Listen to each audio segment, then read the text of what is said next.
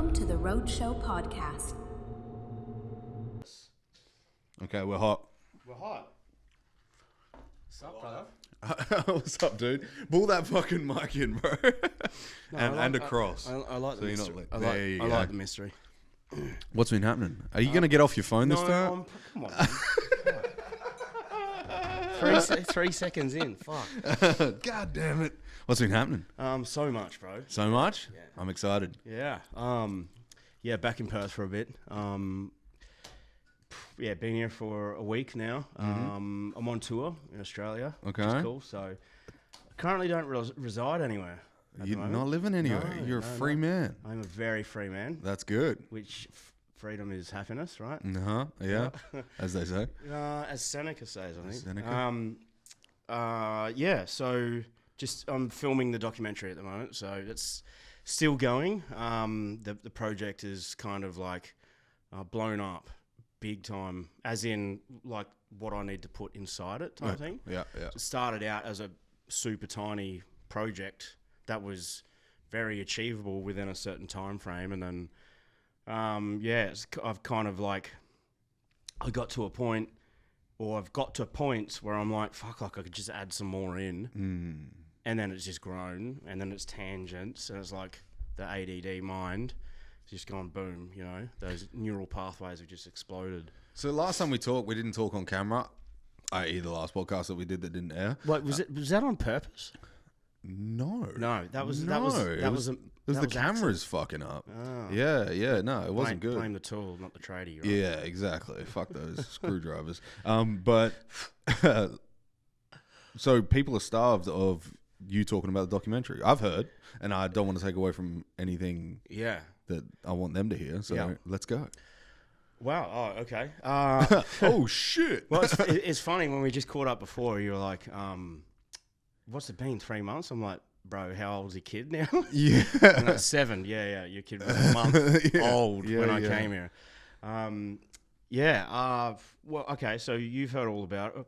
This is probably the last time I was here with you. Was my public release of the documentary. Oh shit. And because that never went live, I'm still sitting in that Lingo. ether of like people know what I'm up to, but they don't. So this is awesome to go over it again. Yeah. And now that it's grown so much more, there's a lot more elements behind it, which I'm happy to talk about in public now, which is cool. So before you go on. Yeah. Tell people about the documentary. What is it about? Well, it didn't start as a documentary. It started like as a bunch of cool little projects that were all like singular. And then, I was kind of just sitting there one day and I'm like, fuck, I've got some amazing content and like exclusive and super raw content. And I'm like this could go pretty big, right? So, at the start of last year, I was sitting in Bali, kind of just wondering what I'm doing with my life after a breakup that I'd had with a chick. And I was sitting with Kobe Aberton on the beach at Bingen. Whoa. And he was just building a couple of brand new villas. I'm like, man, like I'll put some paintings on your wall, whatever. I'd like to do your portrait, you know, like, because that's what I do. And he's like, yeah, sick, happy days, no dramas. And he's like, oh, I've got a few other mates that might want to have their portraits done. And I'm like, that's when the kind of wheels started turning. And I was just like, you know, I could kind of do something here, like with a whole bunch of guys' portraits. And because people in stories is like what is like art is all about, kind of like everything is a reflection of reality, right? So everyone's reality around them is people and stories and culture and whatever. It's all a big clusterfuck of philosophy, which apparently you just learned about. Which yeah. Listen to that one.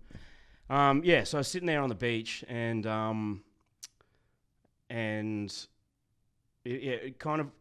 So I'd done a bunch of charity work for about 3 years before that, and I got chewed up and spat out charity work is fucking hard because of like once you've taken the red pill, It's hard to fucking come back from that. it's hard, and when so Punters Conrad from Punters Politics, Yeah. he hasn't gone into it in depth yet, but what he exposes in the corporate world, there is equal and or greater like fraud in the charity world. Oh shit. Yeah. Like, for example, Money for shit. charities are governed by their constitution, right? So they have money that goes into a trust, and the trust is how they divvy funds and all that is governed by their constitution, and that's like unbreakable by like even a high court can't kind of crack that open. It's wild. There's a charity that ends in OK. I won't tell you the name, but it ends in OK. Is there 2 other letters? Maybe. That's sitting on $50 million in cash. Get fucked. Nah.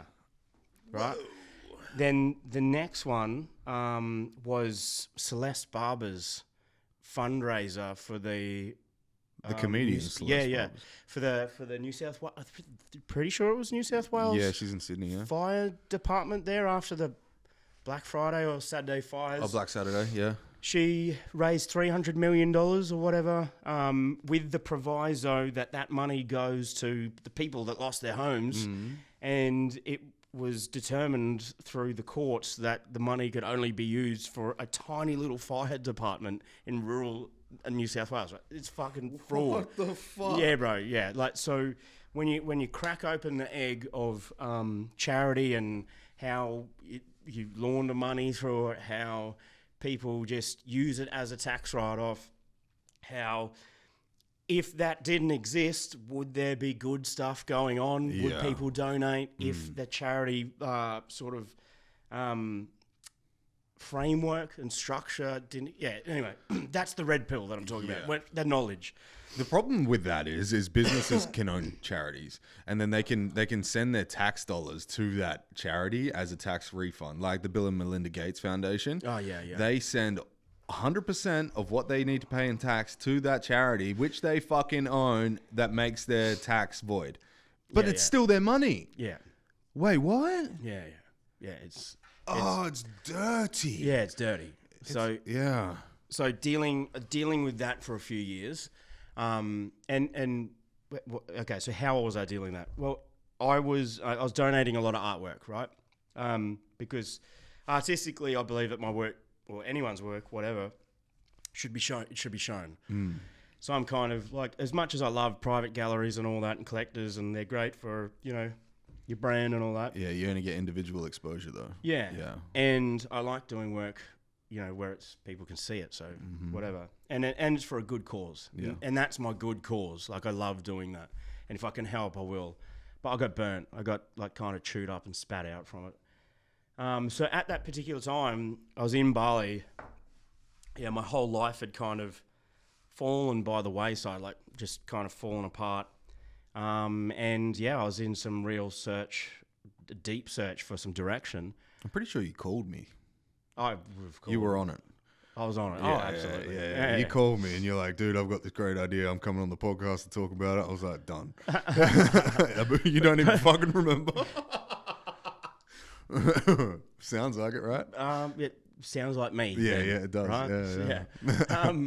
Right? Yeah. So anyway, man, that's when the cogs started turning. And I'd always, I kind of always knew that I wanted to do something within the charity space, but it took me being burnt by charity to find out that I needed to do it all by myself and not be aligned with anybody at all. So I started the Blue Project, and the original idea was to paint 10 of Australia's most famous men for men's suicide prevention. So specifically men's suicide prevention. That's what I do. That's the only lane that I'm in. And that was the original idea. And what I was going to do was I was going to do three paintings of each guy, so 30 paintings, in a different artistic style to pay homage to the 30 different types of anxiety, stress, and depression that men are going through at the moment. Yeah. And then sell them at a exhibition in Sydney, raise the money, and then donate that to charity, and then pay for my own wages as I did that, right? Yes.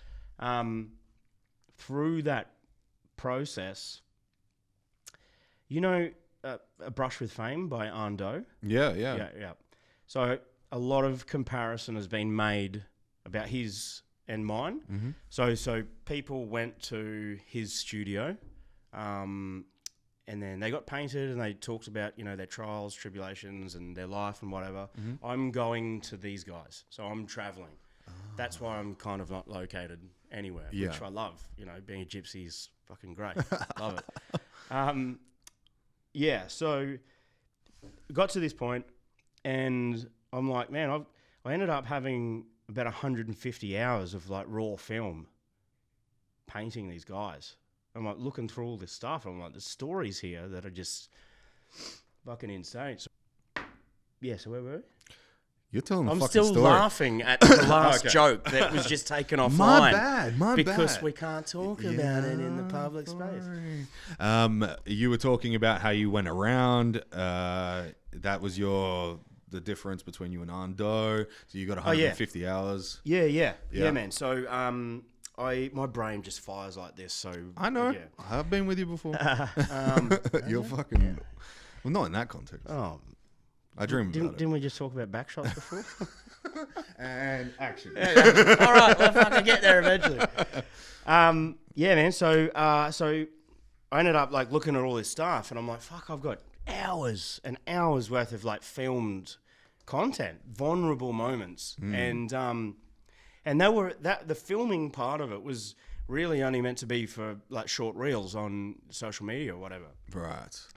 And then Look, you were doing singular videos for each person, you mean? Yeah. Like okay. I was painting and then just cutting clips and putting a bit of B-roll over it, and that was going to be it. And then I'm just like, wow, like this can actually be something. So I started to look through it and all that, and then a very, very clear narrative like was written throughout the whole thing. All these different guys have got their own different demographics. William Powerfish, he's like for young fishermen around Australia. Yeah, crazy fucker, yeah. Legend. Yeah. Kyle Sandilands, you know, Parko, Jonathan Thurston. They've all got their own demographic and different guys that listen to them, and so I can take from their demographic and reach. Well, not take, sorry, reach and give to that demographic. Whereas if I was to paint just one guy, I'd only reach his following. Yes. So I've got millions of guys or people now that can be exposed to this. I'm like, wow, okay, cool. I got something. That's interesting. Yeah. That's because you're going for the most excellent of the category they're in, like Jonathan Thurston for rugby and Willem Powerfish. He has the biggest reach because he's fucking huge. Yeah. So you're actually targeting excellence and somebody that people look up to in that space, which is very interesting. Yeah. It's funny that you say excellence because I was in a relationship with a chick ages ago, and she accused me of like chasing celebrities and chasing celebrity and chasing that fame and all that sort of stuff. And whatever, you know, at the time I didn't understand like mentally what it was. But now I know that I have a curiosity about influence. That's what it is. And what I'm chasing is that story. Well, why are you influential? And how do you reach your people, you know? And telling that story in between is the narrative of the actual documentary, right? So the narrative is, you've been in such a fucking dark, dark place. I've been there. You've been there. Yeah. Everyone's been in a dark place. How did you get from that dark place to where you are now? And I'm so curious about that story, and I just want to replay that story while painting your portrait, having a laugh, and doing some cool shit along the way. That's pretty much my documentary. That's fucking sick. And then And then there was another moment where that comment got to me from her, made me believe that my worth was just attached to these other people's worth and riding their coattails and all that. At the time, I didn't know that I was curious about influence. So you were latching onto the most solid belief that was in the room. Yeah. Because you hadn't found that, right? No. So those words weren't said to yourself. So this other belief came in from the exterior. So you're like, oh, maybe it is that. Yeah. I get you. Yeah, exactly. Yeah. I literally just talked about that on another podcast. Oh, really? Yeah. Yeah, right. Yeah. I talked just before this podcast. I told the story about how I had comments online. Dude, you're just trying to suck Joe Rogan's dick, all this stuff. This mad hater went crazy on like 30 of my videos. Real? Yeah. And I was just like, block, but also am I? Yeah. I had to become that. And then I took it some time off. Plus, I've got a kid and a fucking new business and everything as well. So, congratulations, by the way. Thank you. That's Thank amazing. you. It's an awesome business. Yeah. No. I knew you were going to say I NLP'd you into that. Yeah, you did. Your eyes went this way. I knew what you were talking about. Yeah. So now I've come back. I'm like, fuck that. I'm myself. And I have my own thoughts and I'm pretty strong on my philosophy. And it sounds like you got there too. Yeah. And I could only be there after that had ended. And at the time, man, that was the worst thing in the world to have that. But that breakup was the best gift I've ever been given. Sounds like you got hurt, but it sounds like you found yourself again. Yeah, well, you found myself. I've really cemented my purpose, calling, whatever you want to name it. Yeah. And I'm so grateful. And I'm in the position where I couldn't wish her anything but the best. I just want her to do well, whatever. Of course. But that has just been my biggest gift ever, is like my freedom and my ability to be able to sit quietly in a place without the influence. Yeah.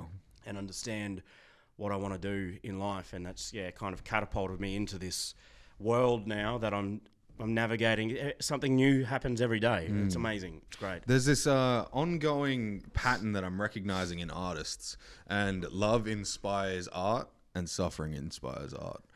And it seems like you've gone on that coming off of suffering to find the love of the art again, which is very interesting, because I find, you know how like some people say, oh, the struggle is like, what do they say? The juice is worth the squeeze, right? The juice is worth the squeeze. Yeah. So the suffering is it?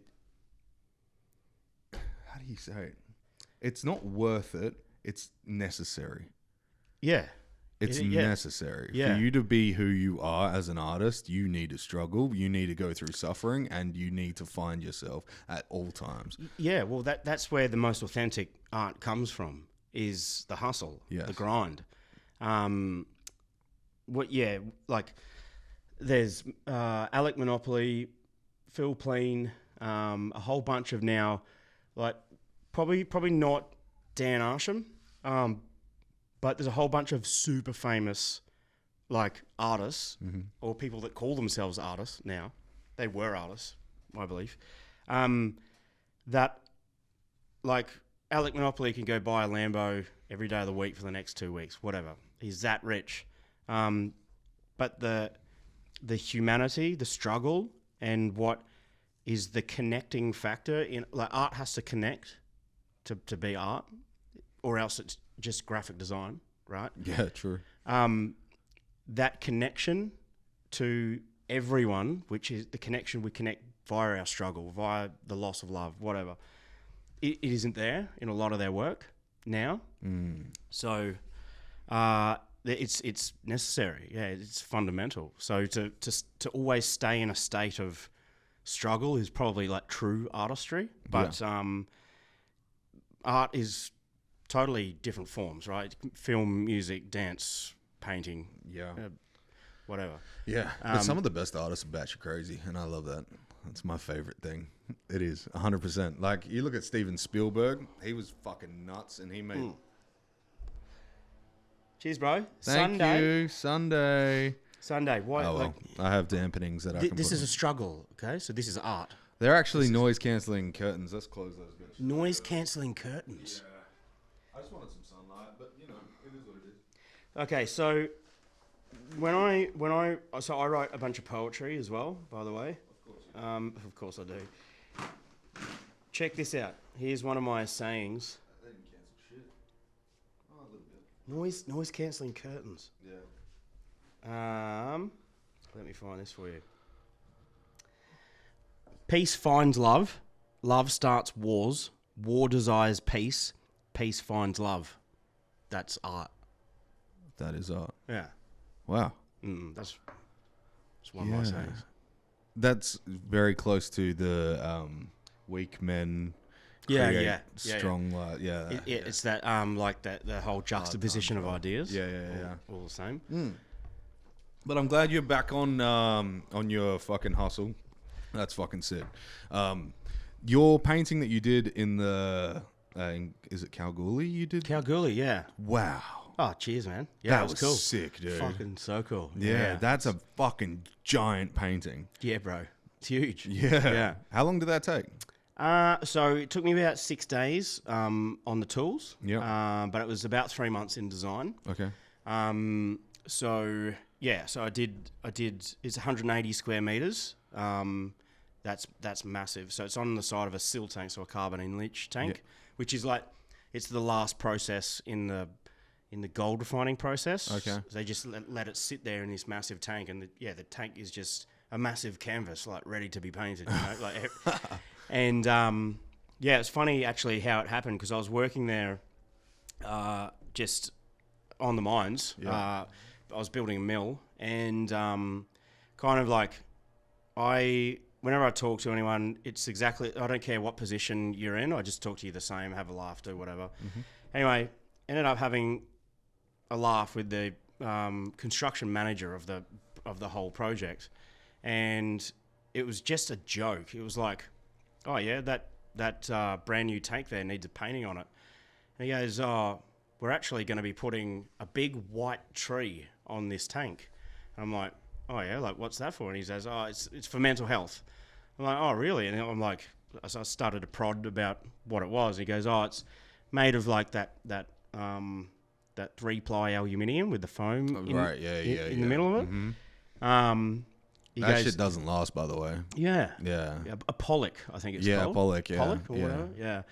And he's like, yeah, the budget for it is huge, whatever. And I'm like, oh, I'm sure it is. Yeah. Pretty deep pockets there. For that. Mine-sized pockets. Yeah, and I'm just like, oh, well, fuck the tree off. I'll do a painting on there. I'll do a mural. And he's like, oh, yeah. And I'm like, oh, yeah. And didn't think anything of it. And 3 or 4 days later, he came back around. And he's like, so what do you think you'd paint on it? And I'm like, yes. I got it. So that was kind of, oh, man, that would have been like October. Because it says you were not alone, right? Yeah, we'll get to that pretty... Okay, sorry. No. Cut. No. Oh, no. Okay. That's super important to what I'm up to. Yeah. And so, 3 or 4 days later, he comes back and he's like, so what would you paint on it? And I'm like, yeah, I can already see it. I already know exactly what I'm going to paint on there. I mean, I've been walking past this thing for 3 months every day going, yeah, I'll put that there, whatever. Mm-hmm. And he's like, oh, yeah, well, get a design to us and I'll take it to the powers that be. And I'm like, and even that, like the hope was high, but the expectation of it actually coming through and coming off was like 0 in a million, right? Like it was a pretty off chance that this whole thing would come off. And so I got a few different designs. I told them what I was doing outside of work, which is the documentary and all that sort of stuff. I showed them, and like it was a full pitch. Like I had to show, evidence of like, this is what I'm up to. These are the guys that I'm involved with. This is the charities I've been aligned with in my career and da-da-da. Like I'm not just taking the piss, like I'm the real deal type thing. Yeah. So I put together, pardon me. Because I'd imagine they'd be super skeptical. Oh, yeah. Yeah, like we've got a worker that just wants more of our money. Yeah, and it's true, but like... I do want more of your money, but you want to help. Like, balls on the line, like, I'm not here to save the world, but I'm here to tell everybody that they can save their own world in a roundabout way, right? That's a nice way to put it, dude. Yeah. Yeah, I like that. And so, you're a professional. Yep. Sometimes. What that means. Yeah. Whatever that means. Yeah. I mean, I'll put that professional hat on for a certain period of time, and then I'll just be me. But you take your artwork very seriously, is what I'm saying. Yeah. Yeah. But you're not just going to be like, it'll look kind of like this. Yeah. It's like fucking to the millimeter, same as the plans. Yeah. Which is crazy. Yeah. Yeah, man. So basically got to the point where I had a couple of beers with and I didn't know this at the time. I thought he was just a guy who was, overseeing, human resources. Yeah. I don't know, bro. He ended up being the general manager of 5 mine sites, right? Whoa, Yeah. okay. I didn't know it until after. And we're on the beers, like having a laugh, whatever. I'm like, this is what I'm going to do. Walked him through everything, showed him everything. He was super comfortable. They were super comfortable. And he's like, handshake. Yep, happy days. He goes, yep, I'll have a contract to you next week. And I'm like, yeah, well, okay, cool. And then the PO dropped, and then the deposit dropped, and I'm just like, wow, this is actually happening. Yeah. Better get my shit together. So the design actually went back and forth. There were a few elements. So in my original design, like I had the guy just hanging his arm out the truck, and he was like cutting doughies, right? He was doing a burnout. And I superimposed the first design onto the side of the tank, and they're like, yeah, bro, we can't have people doing burnouts. We cannot be advertising that and whatever. I'm like, no, that's fair. It's a mine site, whatever. Understandable. And then I had a picture, I had a silhouette, the original design had a silhouette of a family, like so a guy and a woman and 2 kids, right? And then they're like, oh, we've got to be inclusive because not everybody's got family like that. I'm like, yep, cool, no dramas. And that's where I replace it with the word family. Yeah. Which is cool. And then, my message, which I'll get to after the story about the mural, is you're not alone. So the reason why I did it was to show the guys the reason for going home. So the isolation, like coupled with the fucking hours that you do out there, gets to you, man. Yeah, coupled with the shit that's going on at home, is ruthless on your mental health. Like being out there, it's fucking like Queensland. It's illegal to work more than 21 days out in the mines. Really?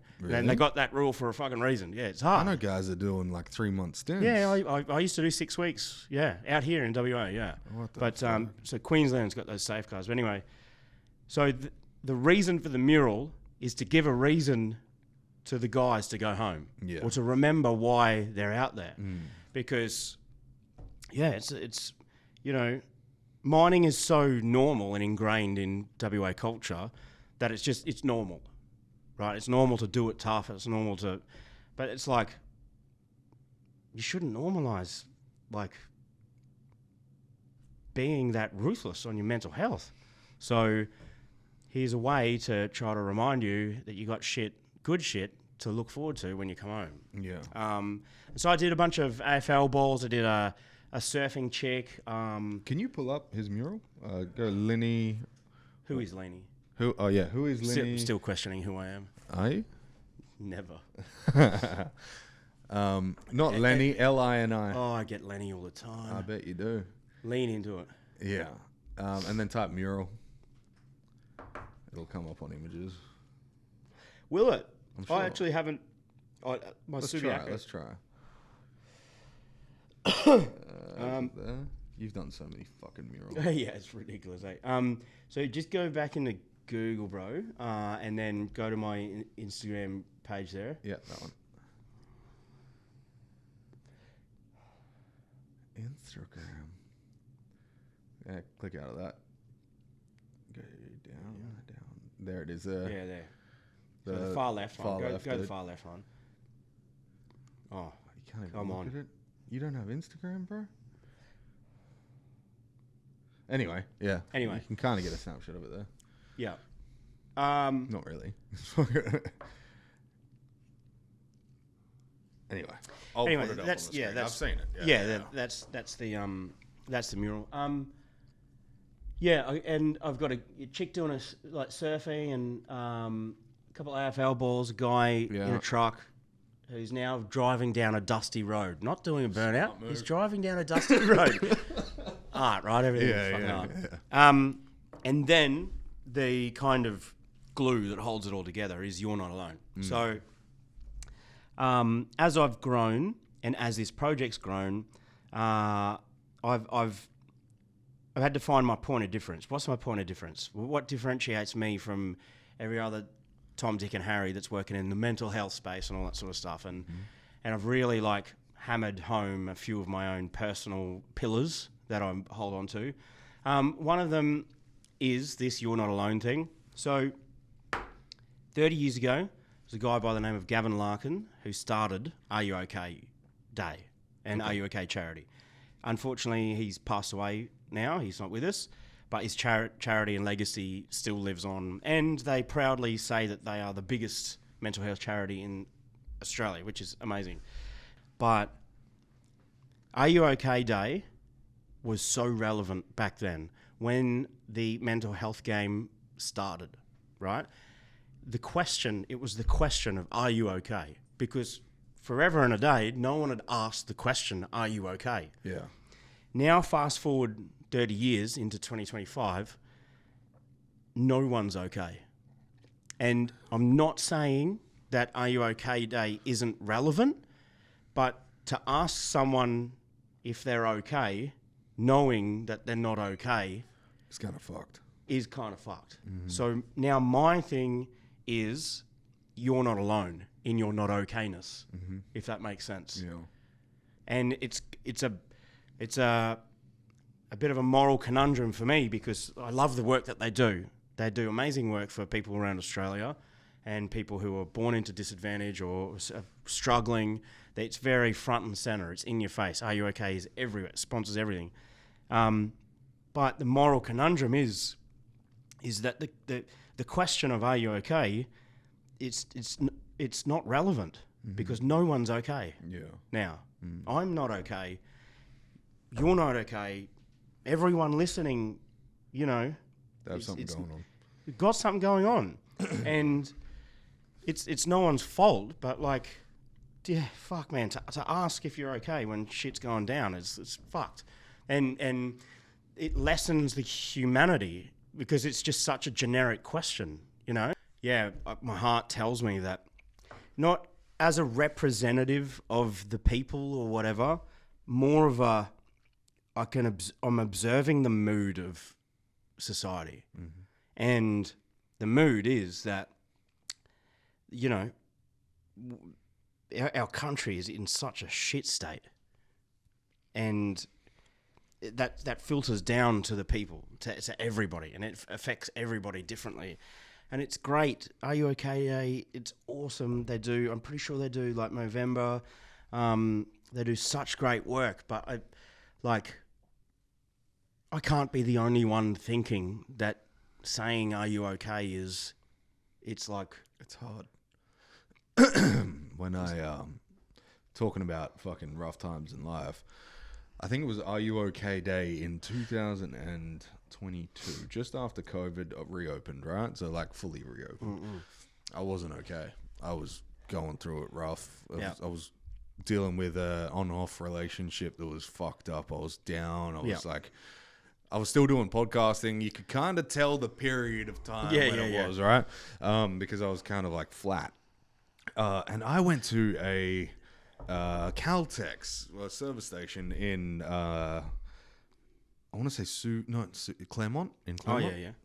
And the lady at the counter was wearing a yellow shirt, and I was just coming off a bad argument on the phone. And I walked in there to pay for my fuel. She's like, "Are you okay?" Had no idea it was Are You OK Day, right? Yeah, right. The shirt didn't fucking recognize it. I didn't recognize it. Did not compute. It did not compute. And I was just like, rivers. Yeah, right. I cried and I walked out. And I don't think she was ready for me to cry. It should have just been I'm fine. Cheers. That's what they're expecting. Yeah. But when it's Are You OK? And you want someone to ask you that, it's holy fuck. I think I ruined her day. I honestly think I ruined her fucking day. Girl. I was like, oh, fuck. Yeah, right. True. Yeah. So in that instance, it actually helped. Yeah. But I get what you're saying. A lot of people don't want to talk about this stuff. Well, it was good to crack the conversation open. Yeah. And so this is where I've found in like the kind of philosophy of what I'm doing is that we've had a period of from when the Egyptians built the pyramids up until 1999 where nobody talked about our mental health and what goes up inside here. And then all of a sudden we're talking and it's great. Conversation's good. Awesome. But conversation is nothing without action. And so my thing is, what's the next step in the evolution of mental health? It's personal responsibility, taking action about what we're talking about, because if we keep talking about it, the problem's just going to circulate, right? One of the if not the leading cause of depression is actually rumination, right? What is rumination? Rumination is remembering. Okay, events that make you depressed. Yeah, okay. Yeah. Like, and Living in it sitting in that emotion forever and just wallowing, I get it, ruminating. Yeah. So what's the next step?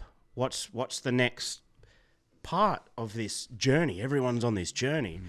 If you and I go to the pub and we have a great business idea on a Sunday afternoon and the beer's flowing and the ideas and whatever is flowing. It's like, yep, sweet as. And then come Monday, we don't do anything about it. It's just an idea. Yeah. And it'll always stay there as an idea. Yeah. But if we're like Monday, like, no, let's fucking do this. Like, let's go down now, put some pen to paper and then invest some money into whatever. Yeah. That then becomes a living, breathing idea in itself. Yeah. You're actioning what you spoke about the day before. Into existence. Into existence. That's right. So everything's created twice, once in your mind and once in reality. And my thing is, you're not alone in your not okayness. So I see you. I see your struggle and I see what you're going through. Now, let's move towards personal responsibility. Personal responsibility is taking action on the things that you talk about or the things that you learn.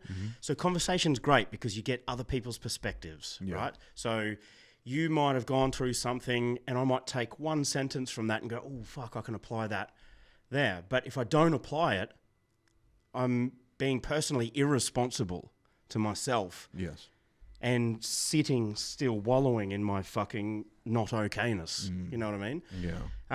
It's easy for people to do that too. Oh, it's so because easy. It's the victimization of self. And that's the climate that we live in right now. Yes. Every man, I would say a clear 80% of the pages on Instagram are people's journeys about what they've been through.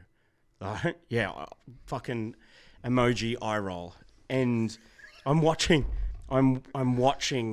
people go, this is my journey, and I'm in this constant state of healing, and I can't date you unless I'm healed. Like, fuck off, whatever. But the people talk about the journey as if it's hey, I just need you to know about what happened to me. I need everybody to know what happened to me, or what I let happen to me, and what I'm doing. It's fucking bullshit, man. Just once again, virtue signaling. It is virtue signaling. Yeah. I talked about that many times on the podcast today, like the one before this and this one. Yeah. Oh my god, everyone just wants to be seen as the good person rather than doing the good thing. Or to be seen as the strong person rather than being the strong person. Yeah, I think there's an element of strength that comes into being able to tell your story or your journey. Yeah. But do you think every story has to be inspiration though? Oh, so another moral conundrum that I've got, man. What actually kicked me off on my my artistic kind of journey was reading after COVID the 10,000 People Project from New York Times. And that was it was an obituary of 10,000 people who died from COVID. It was like 500 names deep. William D. Greek from Massachusetts, 55 when he died. His dying words to the world were that he believed everybody's story should be told from their own perspective. Okay, I agree with that. That knocked me off my chair. I believe that. But if your story is to pump your own brand, make people feel sorry for you, I'm pretty sure there's other factors, but those two things, then you're sure your story really shouldn't be told. Because you tell a story to inspire. Tell me how you can inspire people by going through shit. Yes, you get a lot of people going, hey, I've been there and all that sort of stuff. Yeah. Or is it that when you tell your journey in the victimized state, you're actually just sitting there waiting for somebody to reach out to you and help you? Is it a cry for help? That's a good point. Whatever. Who knows? Yeah, there's a lot of it. Yeah, it is. It is layered, man. Hard.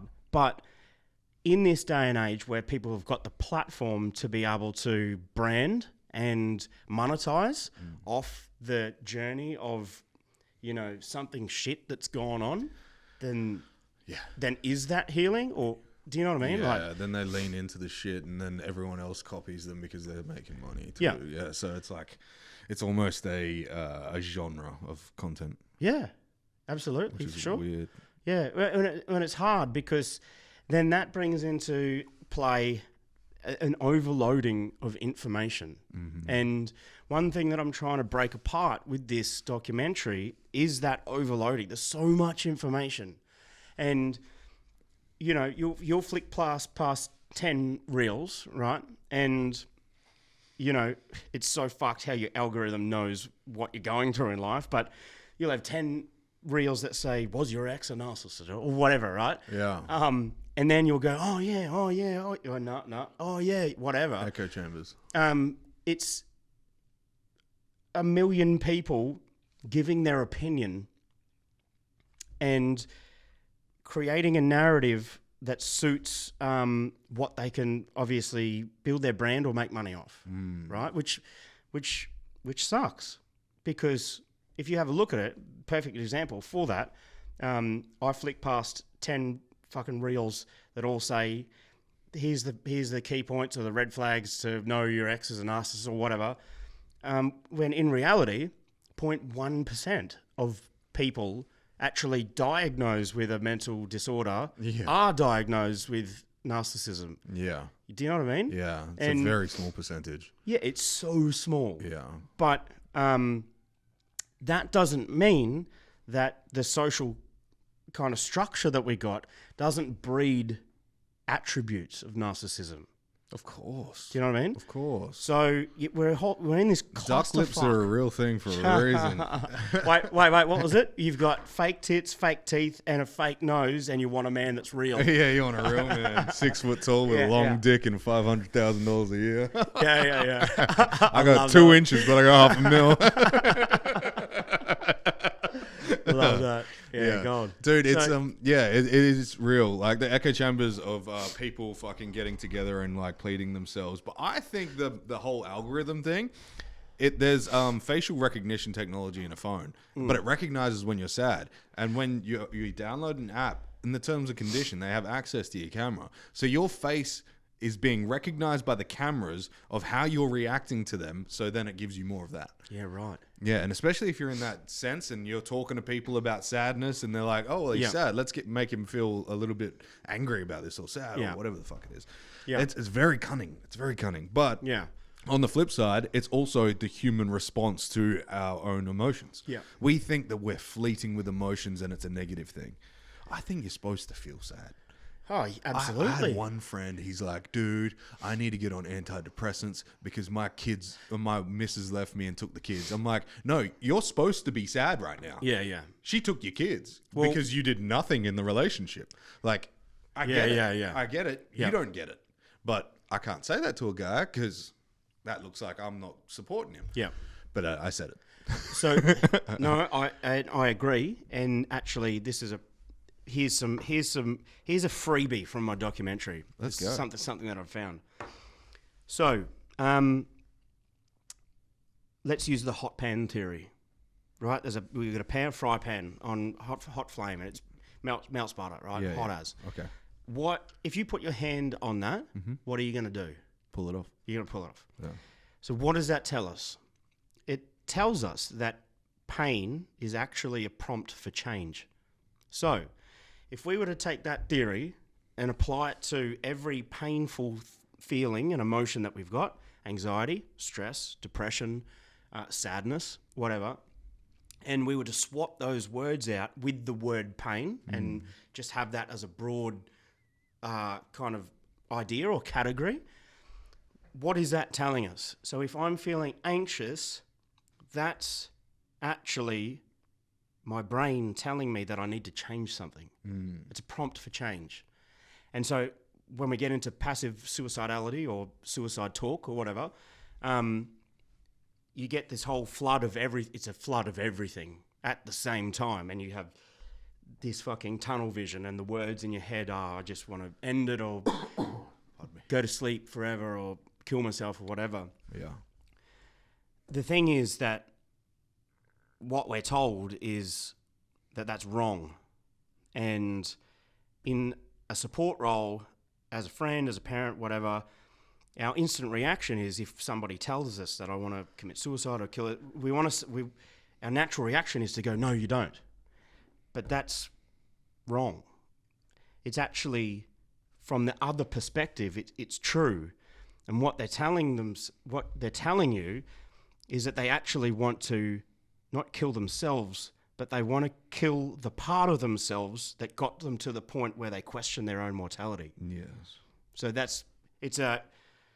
it's in my doco, and that's kind of a broad overview. But as a whole, pain is actually a prompt for change, mentally and physically as well. Yeah, a lot of people that get into that state, and I've been in that state a couple times in my life at my lowest points, you feel like there's no way to change. That change is not, it's not inevitable. It feels like it's you're so overcome by the sadness, by the deepness of the situation where you're like, there's no way out. There's no way out, yeah.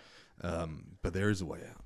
There is always a way out, and it's to accept the fact that you feel sad. It's to try and you brought up movement and like getting around things and getting through things.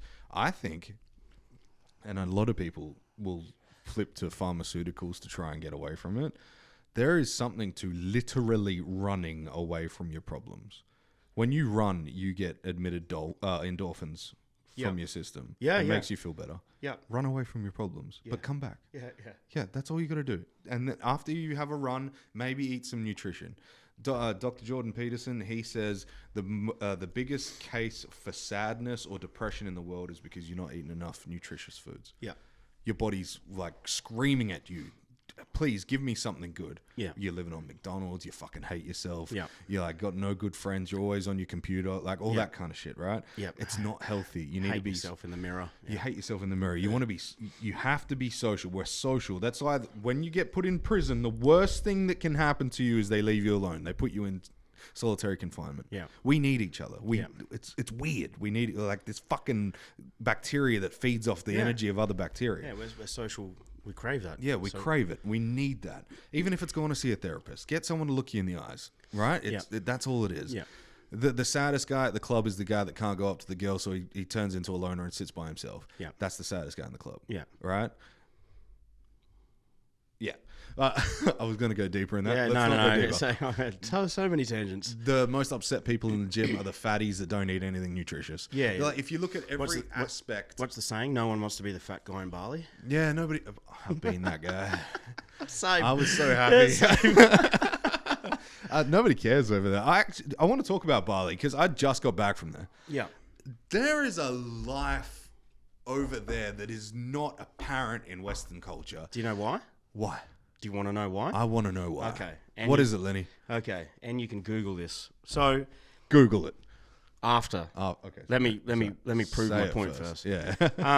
So, there are about 5 different types of philosophical thought trains that rule the world: Western, Africana, Eastern, Germanic, and Latin, I believe. Right. The 2 most prevalent ones are Western and Eastern philosophy. Now, Western philosophy seeks to find the differences in ideas to reach an outcome. Okay, so Like we debate, we reach a compromise, Yep. we go, yep, okay, cool, we're happy on both sides. Mm-hmm. Eastern philosophy seeks to find the similarities in ideas to reach an outcome.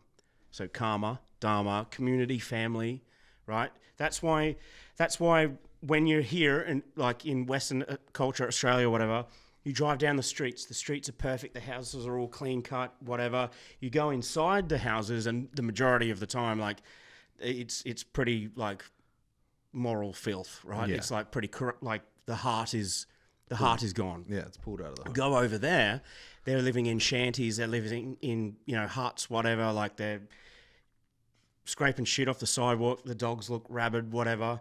But you go inside the houses and the families are so tight. Yes. They're so hearty, like you 3 o'clock in the morning, you stroll past the house fucking blind drunk and you're bleeding from a motorcycle accident. They'll pull you in the house and help you. Yeah, you know what I mean? yeah. They'll just tell you they'll kick you off the fucking doorstep. Yeah, you know what I mean? yeah, go die in a ditch. Yeah, so what does that tell you about society? Is that the heart is more prevalent in Eastern culture because the whole structure of the philosophy is that they seek to find similarities in connection with people. They do that. Rather than the differences. What makes us different? Like here in Australia, like we celebrate our differences. Yeah. And that's an open comment, right? Yeah. But that it's, actually... what do you do for a living? Yeah. That's the open... Nobody gives a fuck what you do for a living over there. They're like, oh, shit. There's an old Indian... I think it's American Indian. And American Indian guy was asked, what do you do for a living? And he says, I breathe. Love that. Yeah. Yeah. So that's what he does. He's alive. Just like also when that stupid Australian fucking journalist asked Bob Marley, are you rich? Yeah, dumb. He's like, yeah, I'm rich. I'm rich as fuck. And he's like, have you got a lot of money? And he's like, bruh. No. That's not what rich is. Oh, fuck, man. Anyway. Yeah. Tell me about your Guinness World Record. On track, bro. Yeah. Yeah. Yeah. Has the painting been complete? No. So you're going to go do it Yeah. once it gets accepted as a record? Yeah. Yeah? Yeah. Okay. Wow. Can you talk about it? Yeah, I can. At the moment, I'm strung between legals, NDAs, sponsorship. Yeah, I can tell you what I'm doing, just not who's involved. Okay. You'll get off mic. Whoa. Yeah. I'll make sure that's cut out. Yeah. Yeah. Well, I'm trusting that this microphone, when I take it away. Yeah, no. Even I'll scare it. It's fine. That's crazy, dude. Yeah, bro. Yeah. What a fucking collab. Yeah. So, okay. So, and this is a part of the documentary. So in the doco is divided up into like 5-minute scenes, each with a guy that I'm painting or some legend that's, owns 40 gyms and he's come from nothing, whatever, like just stories. And a part of the narrative is my own life, like interwoven into the whole film. And one of the things I've been talking about is taking personal responsibility, and that's obviously goal setting, achieving goals and all that sort of stuff. Since I did that mural, so that, to my knowledge, is the largest mural north of Kalgoorlie. Okay.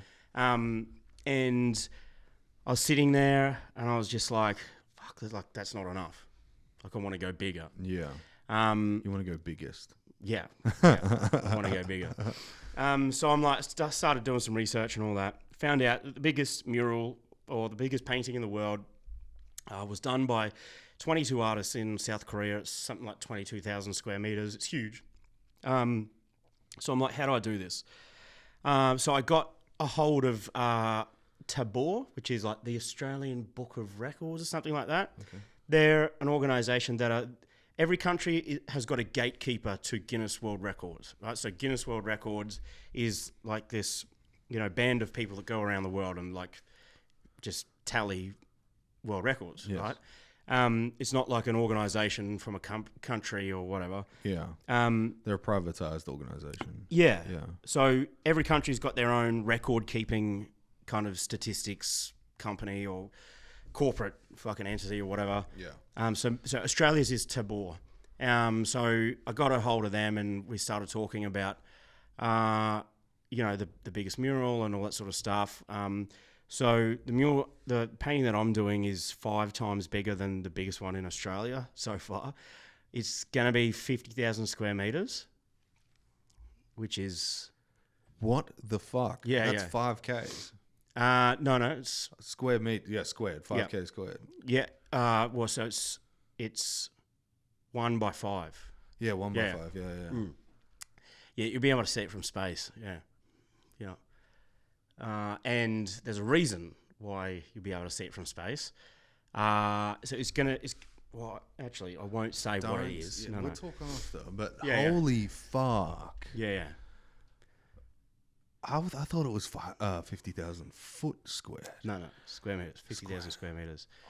I'm doing the painting with 3 V8 supercars, a horse and carriage. Are they going to be painting? Like the wheels will be painting? No, so doing that. So with the car brands. Yeah, so basically, like, okay, so think about it as Red Bull cross mental health cross art, all in the same content, right? That kind of intensity. Yeah.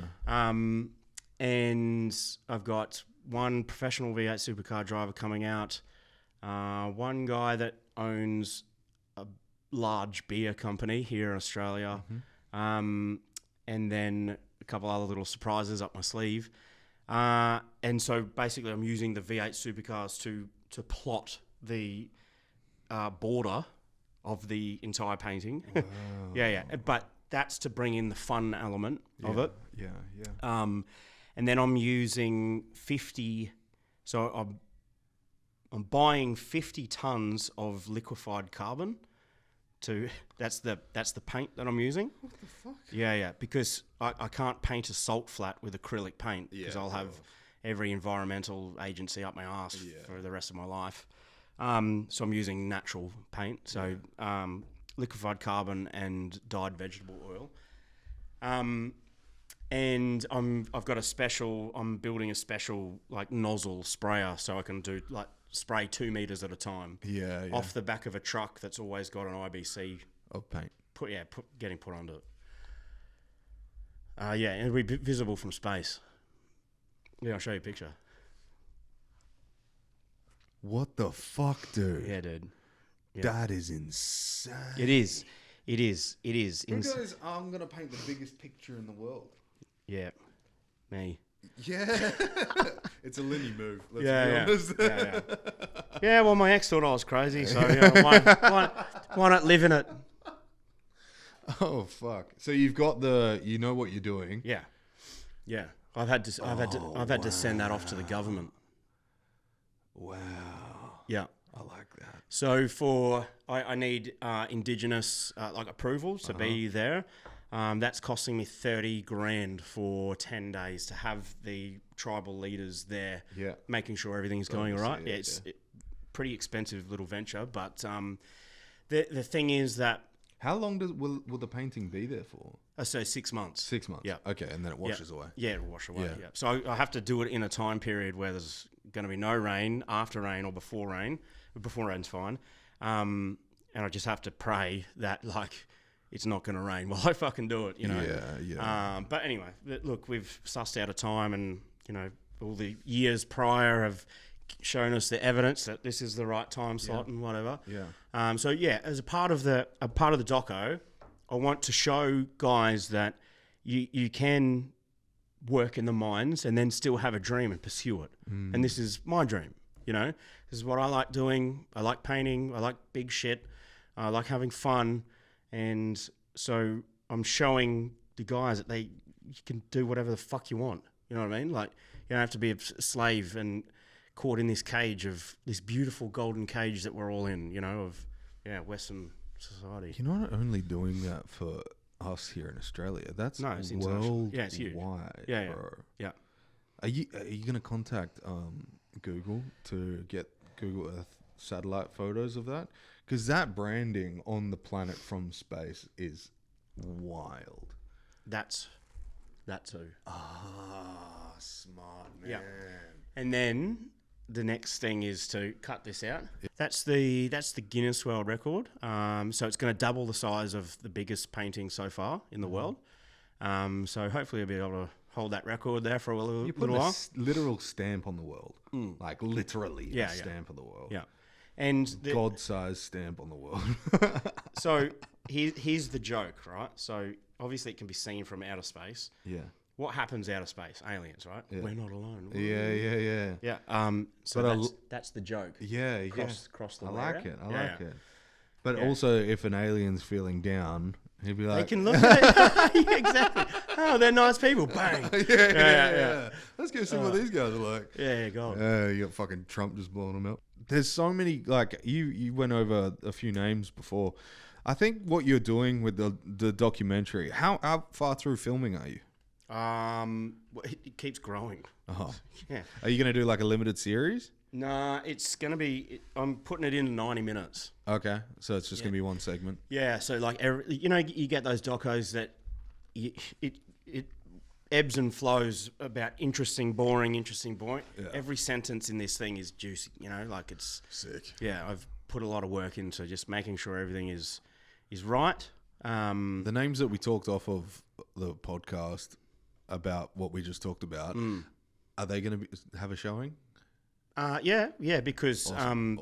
Because crazy. So the Guinness World Record is in the documentary. Oh, because that little 5-minute segment is about me fulfilling one of my own dreams. Yeah, you know what I mean. So everyone who's involved is going to be there. That's going to be sick, dude. Nah, and I'm so sorry that there's. We not did this enough the first time we were on the fucking podcast. How much I fucking cut out.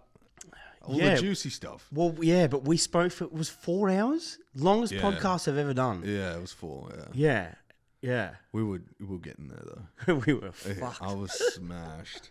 But it was great. For those that have been good too. Heard that podcast, just know that I haven't heard the whole thing in its entirety. Yeah. But, we were going through it. This time around, you're fucking locked in. I love it. I love it, dude. I was... Lini's like this, by the way, Mason. He's very much like this. Crazy motherfucker. Yeah. I love you for it. Love you too, mate. Actually, love you the most because this is the first podcast I was ever on.